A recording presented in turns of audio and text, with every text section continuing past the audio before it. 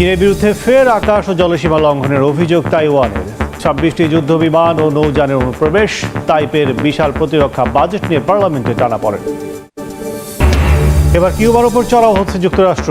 তেল আমদানি বন্ধে নৌ অবরোধের পরিকল্পনা, মাদক পরিবহনকারী সন্দেহে প্রশান্ত মহাসাগরে ফের নৌযানে হামলা, নিহত 2। এবং আফগানিস্তানে টানা 3 দিনে তুষারপাত ও বৃষ্টিতে 61 জনের মৃত্যু, প্রাণহানি বাড়ার আশঙ্কা। পাকিস্তানে খাইবার পাখতুনখোয়ায় তুষার ধসে একই পরিবারের 9 জন নিহত। ইউরোপীয় সাংস্কৃতিক রাজধানী হিসেবে যাত্রা শুরু ফিনল্যান্ডের উল শহরের। 3 দিনব্যাপী বর্ণাঢ্য উৎসব, বরফ দিয়ে বানানো বাদ্যযন্ত্রের কনসার্ট। যুক্তরাষ্ট্রে অভিবাসন কর্মকর্তা গুলিতে ফের প্রাণহানি, নিহত ব্যক্তিকে সন্ত্রাসী আখ্যা। হোয়াইট হাউসের মিনিয়াপোলিসে বিক্ষোভ অব্যাহত। যুদ্ধ বন্ধে আবুধাবিতে রাশিয়া ইউক্রেন দ্বিতীয় দফার বৈঠক, আলোচনায় অগ্রগতির ইঙ্গিত। পাল্টাপাল্টি হামলায় 4 জন নিহত। গাজায় যুদ্ধবিরতির দ্বিতীয় ধাপে যেতে ইসরায়েলকে চাপ যুক্তরাষ্ট্রের। মার্কিন প্রতিনিধিদের সঙ্গে নেতানিয়াহুর বৈঠক, চুক্তি ভেঙে উপত্যকায় হামলা, নিহত 3। যুদ্ধবিরতি কার্যকর থাকলেও শনিবার গাজার বিভিন্ন এলাকায় হামলা চালায় ইসরায়েলি বাহিনী। বেত লাহিয়ার কামাল আদওয়ান হাসপাতালের কাছে বোমা বিস্ফোরণে নিহত হয় আল জাওয়ারা পরিবারের 2 কিশোর। প্রত্যক্ষদর্শীরা জানান, চুক্তির আওতায় ওই এলাকা থেকে সেনার প্রত্যাহার করা হলেও হামলা বন্ধ হয়নি। জাবালিয়ায় ওল্ড গাজা স্ট্রিটে হামলায় আহত হন একাধিক ফিলিস্তিনি। বেত লাহিয়ায় আল সালাতিন এলাকায় ইসরায়েলি গুলিতে আহত হন 1 ব্যক্তি। খান ইউনিসের দক্ষিণের কিজান আল নাজ্জার এবং কেন্দ্রীয় খান ইউনিসে পৃথক হামলায় হতাহত হন আরও কয়েকজন। সহিংসতার মধ্যে ইসরায়েলের ওপর কূটনৈতিক চাপ বাড়াচ্ছে যুক্তরাষ্ট্র। শনিবার প্রধানমন্ত্রী বেনিয়ামিন নেতানিয়াহুর সঙ্গে বৈঠক করেন ট্রাম্পের বিশেষ দূত স্টিভ উইটকফ ও উপদেষ্টা জারেড কুশনার। যুদ্ধবিরতির দ্বিতীয় ধাপে অগ্রসর হওয়ার আহ্বান জানান তারা। তবে হামাসের কাছে থাকা শেষ জিম্মি রান গাভেলির মরদেহ ফেরত না আসা পর্যন্ত পরবর্তী ধাপে যেতে নারাজ নেতানিয়াহু। জিম্মির পরিবার হামাসের ওপর আন্তর্জাতিক চাপ জোরদারের আহ্বান জানিয়েছে। এদিকে আগামী সপ্তাহে রাফা ক্রসিং 2 দিক থেকে খুলে দেওয়ার ঘোষণা দিয়েছে গাজার অন্তর্বর্তী প্রশাসন। তবে বিষয়টি পরের সপ্তাহে বিবেচনা করা হবে বলে জানিয়েছে ইসরায়েল। বর্তমানে সীমান্তের গাজা অংশ ইসরায়েলি সেনাদের নিয়ন্ত্রণে রয়েছে। একই দিনে মিশরের president Abdel Fattah al CC ফিলিস্তিনে আঞ্চলিক বিভাজন ও যুদ্ধবিরতি নস্যাৎ করার চেষ্টা প্রত্যাখ্যান করেন। তিনি গাজা চুক্তির পূর্ণ বাস্তবায়ন এবং ফিলিস্তিনিদের জোরপূর্বক বাস্তুচ্যুতি বন্ধের আহ্বান জানান। 2 বছর পর গাজার একমাত্র বিদ্যুৎ কেন্দ্র চালুর সম্ভাবনার কথাও জানিয়েছে প্রশাসন। আন্তর্জাতিক অংশীদার, সৌরবিদ্যুৎ উদ্যোগ এবং বিদ্যুৎ সরবরাহকারীদের সঙ্গে আলোচনা চলছে বলে জানানো হয়। তবে নির্দিষ্ট সময়সীমা বা প্রক্রিয়া এখনো স্পষ্ট নয়। যুদ্ধের শুরু থেকে বিদ্যুৎ ও জ্বালানি সরবরাহ বন্ধ থাকায় গাজায় প্রয়োজনের অর্ধেকেরও কম বিদ্যুৎ পাওয়া যাচ্ছিল। হাসপাতাল সহ জরুরি সেবায় মারাত্মক প্রভাব পড়ে। ধ্বংস হয় 5080 কিলোমিটার বিদ্যুৎ লাইন ও 2285টি ট্রান্সফরমার। গেল বৃহস্পতিবার মার্কিন প্রেসিডেন্ট ডোনাল্ড ট্রাম্প ইরানকে সতর্ক করে বলেন, দেশটিতে সরকার বিরোধী আন্দোলনে বিক্ষোভকারীদের হত্যা বা পারমাণবিক কর্মসূচি পুনরায় শুরু করলে বিপদ হতে পারে। হুঁশিয়ারি দিয়ে জানান, ইরানের ওপর চাপ বজায় রাখতে মার্কিন নৌবাহিনীর বিশাল বহর পারস্য উপসাগরের পথে রয়েছে। বার্তা সংস্থা রয়টার্স জানায়, অতিরিক্ত বিমান প্রতিরক্ষা ব্যবস্থাও পাঠানোর পরিকল্পনা রয়েছে ট্রাম্প প্রশাসনের, যা ইরানের যে কোনো হামলা থেকে মার্কিন ঘাঁটিগুলো রক্ষা করতে গুরুত্বপূর্ণ ভূমিকা রাখবে। স্থানীয় সময় শুক্রবার জেনেভায় জাতিসংঘের মানবাধিকার প্রধান ইরানকে সতর্ক করে বলেন, বিক্ষোভকারীদের ওপর বেপরোয়া দমননীতি বন্ধ করতে হবে। মানবাধিকার পরিষদের জরুরি বৈঠকে তিনি জানান, ইরানে মানবাধিকার লঙ্ঘনের প্রমাণ সংগ্রহ করতে জাতিসংঘকে তাগাদা দিচ্ছে কিছু দেশ, যেন ভবিষ্যতে আইনি ব্যবস্থা নেওয়া যায়। এদিকে যে কোনো ধরনের হামলা ইরানের বিরুদ্ধে সর্বাত্মক যুদ্ধ হিসেবে দেখা হবে বলে পাল্টা হুঁশিয়ারি দিয়েছে তেহরান। ট্রাম্পের ঘোষণার পর ইরানের এক জ্যেষ্ঠ সরকারি কর্মকর্তা বলেন, যে কোনো হামলার কঠিন জবাব দেওয়া হবে। এর মধ্যে তুরস্কের পররাষ্ট্রমন্ত্রী হাকান ফিদান টেলিভিশন সাক্ষাৎকারে সতর্ক করে বলেন, ইসরায়েল এখনও ইরানে হামলার সুযোগ খুঁজছে। এমনটা হলে মধ্যপ্রাচ্য আরও অস্থিতিশীল হয়ে পড়বে। এর আগে বৃহস্পতিবার ফোনালাপ করেন তুরস্ক ও ইরানের প্রেসিডেন্ট। এ সময় রিসেপ তাইপ এরদোয়ান নিজেদের অবস্থান স্পষ্ট করে বলেন, তেহরানে বিদেশি হস্তক্ষেপের বিপক্ষে আঙ্কারা। শান্তি আলোচনার মধ্যেও কমেনি যুদ্ধের তীব্রতা। শনিবার রুশ বাহিনীর সঙ্গে একদিনে অন্তত 61টি সংঘর্ষের কথা জানায় ইউক্রেন। সবচেয়ে বেশি লড়াই হয় পোক্রোভস্ক এলাকায়। রাতভর রাশিয়ার ড্রোন ও ক্ষেপণাস্ত্র হামলায় কিয়েভ ও খার্কিভে বেশ কয়েকজন হতাহত হন। জেলেনস্কির প্রশাসন জানায় এসব হামলায় প্রায় 12 লাখ মানুষ বিদ্যুৎ বিচ্ছিন্ন হয়ে পড়েছে। এদিকে রাশিয়া নিয়ন্ত্রিত খেরসনে একটি অ্যাম্বুলেন্সে ইউক্রেনীয় বাহিনীর হামলায় চিকিৎসা কর্মী নিহতের দাবি করেছে মস্কো। এ বিষয়ে কোনো মন্তব্য করেনি কিয়েভ। উত্তপ্ত পরিস্থিতির মধ্যেই আবুধাবিতে যুক্তরাষ্ট্রের মধ্যস্থতায় অনুষ্ঠিত হয় 3 পক্ষের শান্তি আলোচনা।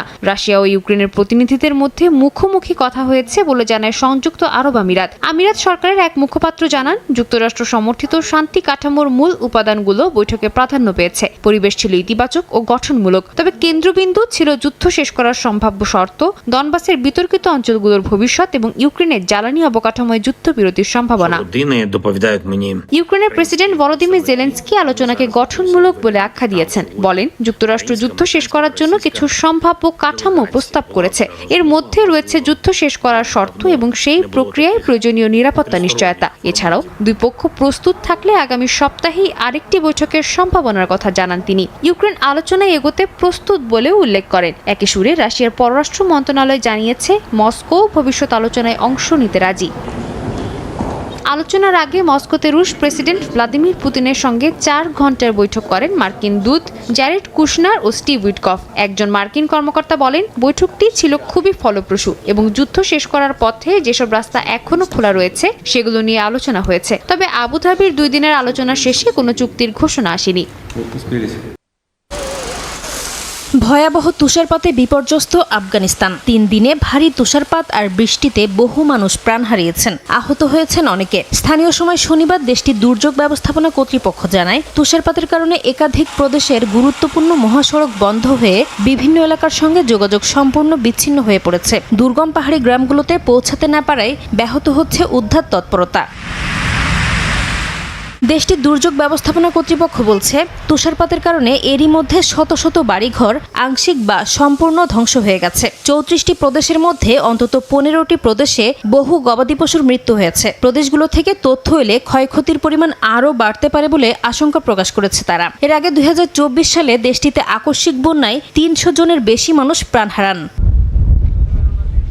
এদিকে পাকিস্তানের উত্তর পশ্চিমাঞ্চলে ভয়াবহ তুষারঝড় হয়েছে। এতে খাইবার পাখতুনখোয়া প্রদেশে তুষারধসে একই পরিবারের বেশ কয়েকজন প্রাণ হারান। স্থানীয় সময় শনিবার তাদের মরদেহ উদ্ধার করা হয়। গুরুতর অবস্থায় উদ্ধার করে হাসপাতালে ভর্তি করা হয় এক শিশুকে। গণমাধ্যম জানায়, টানা 36 ঘন্টার বেশি সময় ধরে চিত্রাল উপত্যকায় তুষারপাত অব্যাহত থাকায় স্বাভাবিক জীবনযাত্রা স্থবির হয়ে পড়েছে। জেলার সেরিগাল গ্রামে 20 ইঞ্চির বেশি পুরু তুষারপাতে সেখানকার একাধিক সড়ক বন্ধ হয়ে গেছে। বৈদ্যুতিক সংযোগ বিচ্ছিন্ন হয়ে তীব্র ঠান্ডার মধ্যে অন্ধকারে দিন কাটাচ্ছেন হাজারো মানুষ। এমন পরিস্থিতিতে রোববার রাত থেকে মঙ্গলবার পর্যন্ত আরও বৃষ্টি ও তুষারপাতের সতর্কতা জারি করেছে দেশটির আবহাওয়া দপ্তর। যুক্তরাষ্ট্রের ফেডারেল এজেন্টদের গুলিতে আরও এক মার্কিন নাগরিকের মৃত্যু হয়েছে। শনিবার মিনেসোটা অঙ্গরাজ্যের মিনিয়াপলিসে বর্ডার পেট্রোল বাহিনীর সদস্যদের গুলিতে 37 বছর বয়সী এক ব্যক্তি নিহত হয়েছেন বলে জানিয়েছে পুলিশ। এক বিবৃতিতে হোমল্যান্ড সিকিউরিটি বিভাগ জানায়, নিহত ব্যক্তির হাতে অস্ত্র ছিল। আইন শৃঙ্খলা বাহিনীর সদস্যরা তাকে নিরস্ত্র করতে চাইলে তিনি আক্রমণাত্মক হয়ে ওঠেন। সরকারি এজেন্টরা নিজেদের আত্মরক্ষার্থে তার উপর গুলি চালায়। এদিকে ঘটনার তদন্তের আগেই ট্রাম্পের সহযোগী হোয়াইট হাউসের সিনিয়র সহকারী স্টিফেন মিলার নিহত ব্যক্তিকে সন্ত্রাসী হিসেবে আখ্যা দিয়েছেন। যদিও পুলিশ প্রধান বলছেন, গুলির ঘটনা এখনো স্পষ্ট নয়। মিনিয়াপলিসের মেয়র জ্যাকব ফ্রে অভিযোগ করেছেন, মুখোশধারী এজেন্টরা স্থানীয় বাসিন্দাদের মারধর ও গুলি করে হত্যা করছে। তিনি শহরে কর্মরত ফেডারেল এজেন্টদের দায় মুক্তিরও নিন্দা জানান। চলমান অভিবাসী ধরপাকড় ও বিক্ষোভের মধ্যে মিনেসোটার গভর্নর টিম ওয়ালজ ফেডারেল এজেন্টদের গুলি চালানোর ঘটনা তদন্তেরও।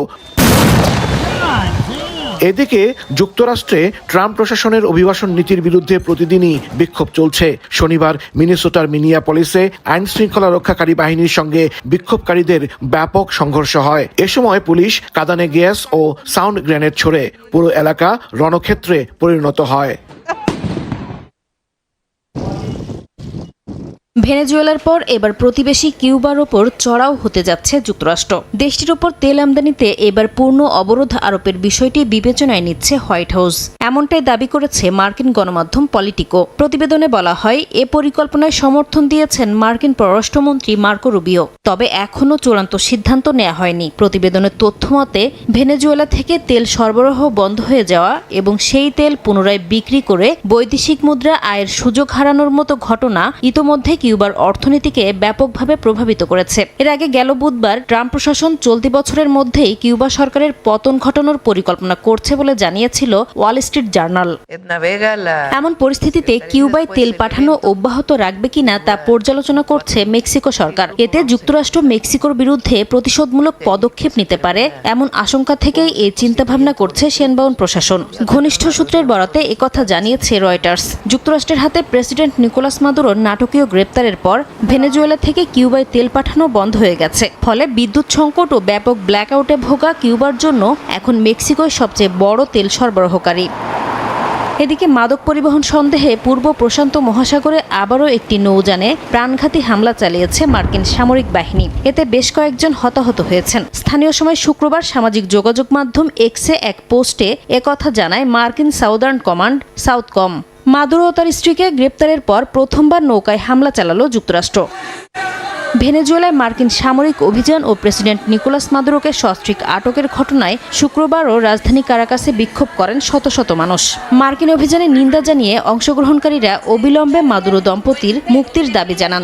মাদুরোকে না ছাড়া পর্যন্ত আন্দোলন চালিয়ে যাওয়ার ঘোষণা দেন তারা। তীব্র তুষারপাতের মধ্যে একদল শিল্পী সুর তুলেছেন মঞ্চে। অবাক করা বিষয় হচ্ছে, গিটার, তবলা সহ যেসব বাদ্যযন্ত্র দিয়ে সুর তুলেছেন তার সবই বানানো হয়েছে বরফ দিয়ে। বৈরী আবহাওয়া উপেক্ষা করে রোমাঞ্চকর এই কনসার্ট উপভোগ করছেন দর্শনার্থীরা। এই আয়োজন ইউরোপীয় সাংস্কৃতিক রাজধানী 2026 কর্মসূচির উদ্বোধন উপলক্ষে। এবার ইউরোপিয়ান ক্যাপিটাল অফ কালচার নির্বাচিত হয়েছে ফিনল্যান্ডের উত্তরের শহর ওউলু। 3 দিনব্যাপী বর্ণাঢ্য সাংস্কৃতিক আয়োজনের মধ্য দিয়ে শুরু হয় উৎসব। শহরের বিভিন্ন স্কোয়ার, থিয়েটার, জাদুঘর এবং খোলা জায়গায় একসঙ্গে হয় কনসার্ট, নৃত্য পরিবেশন, নাটক এবং শিল্প প্রদর্শনী।